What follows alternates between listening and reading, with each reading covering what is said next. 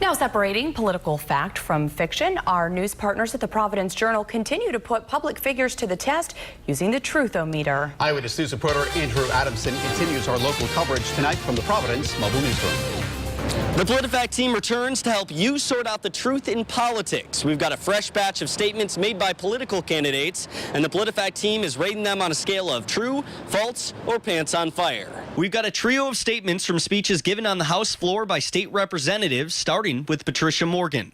In reference to the state's temporary disability insurance program, Morgan said, quote, "In Rhode Island, 9% of workers use the state's temporary disability insurance program each year, while in New Jersey, the rate is only 3%.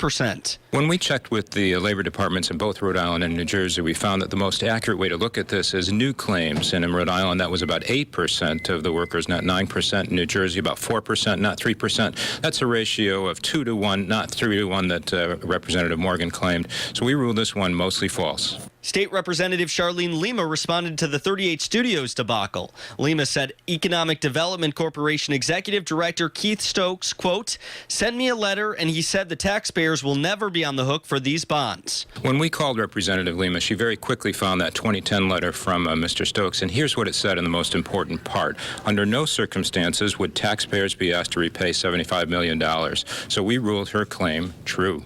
And finally, this statement from Joseph McNamara. The state representative discussed the state's graduated license program, saying, quote, "Rhode Island's graduated driving license has saved hundreds of lives." We checked with the National Highway Traffic Safety Administration to get the correct numbers for fatalities in Rhode Island. We found that in the 5 years before this law passed, there were, I think, 42 teenage fatalities. In the 5 years after, 41.